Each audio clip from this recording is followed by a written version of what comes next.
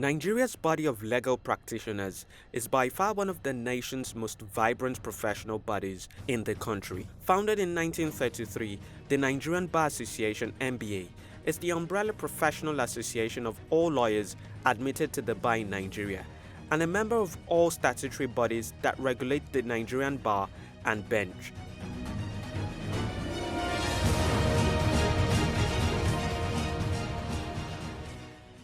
On the 29th of July 2020, the NBA elections will be held to choose new executives to run the association. This year's election has drawn a lot of attention and generated keen interest from lawyers and non-lawyers. Well, it has a lot to do with the crop of candidates involved in this election year.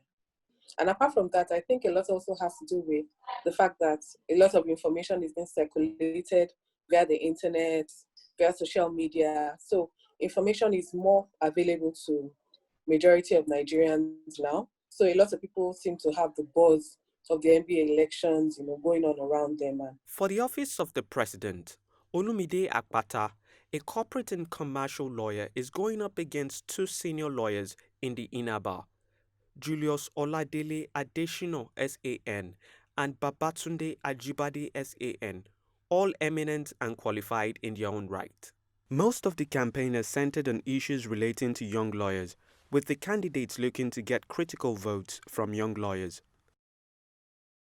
The young people coming up are talking about the welfare of the young ones. In fact, if you have been following the campaign, you will discover that that narration has almost taken over the entire campaign. Everybody, including the aspirants you will consider that are relatively much older, are gravitating towards that same narrative, the welfare of young lawyers. I think that the young lawyers who complain about welfare, at least those of them who are more discerning, I think the dissatisfaction is not just about money. It's about having a future. It's about working in a firm where you can see that there's a path to growth. It's about having the opportunity to move from one stage to the other in your career.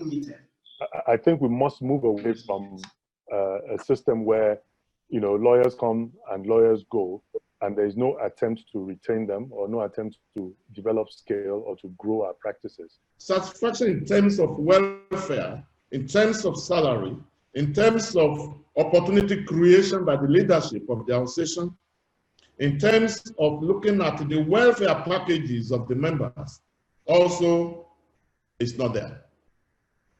Now, welfare, you can tackle it or you can address it from quite a number of perspectives. Some say it's not all about remuneration, but I say remuneration is key, it's critical. Even the holy books tell us that the laborer is deserving of his wages. So for me, I think that is a good starting point to determine whether or not we are interested in the well-being of those who are called lawyers.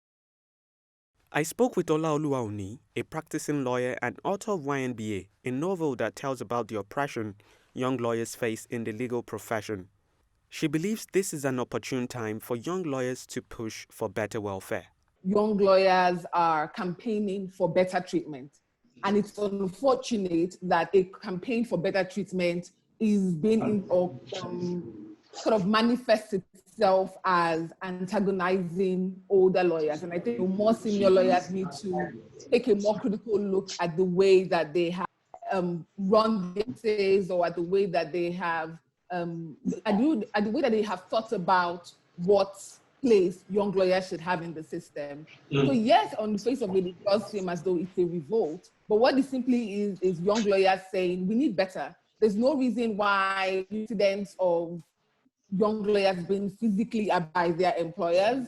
There's no reason why we have incidents of young lawyers not being paid right.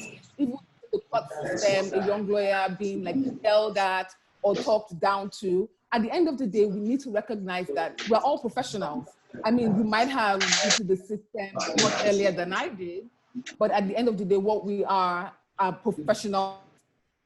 And there has to be some measure of respect for me as your professional colleague if the system is going to work out. But what exactly do young lawyers mean when asking for better welfare? I'm talking about everything that we can think about when we say the word welfare. I'm talking about working hours. I'm talking about pay. I'm talking about the physical treatment of young lawyers. I'm talking about the dignity of young lawyers. It may surprise you to know that some lawyers take home 30K, 30,000 naira at the end of the month in some law firms. Some take even below, some a little above that. So it's an issue for them. After spending 6 years pursuing legal education, you come out and you will not be able to sustain yourself.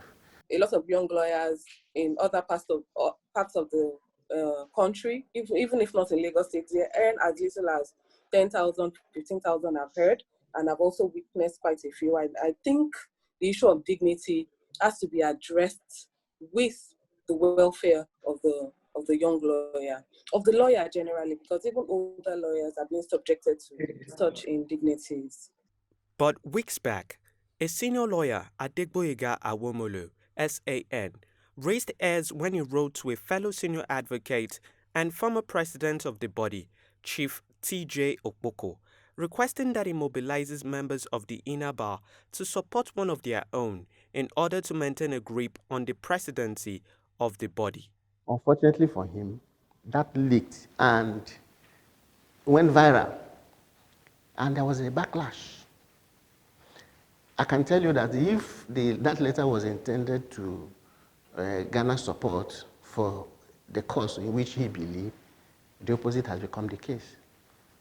That move has, however, not gone down well with lawyers who believe what matters is competence and not status. To make the office of the president of the NBA exclusive to essentially one area of practice is to put ourselves at a very significant disadvantage when it comes to representing interests, when it comes to looking at the nuances of administration, when it comes to figuring out how we can build a cohesive organization that will serve the interest of the members and that will help the association advance into the 21st century.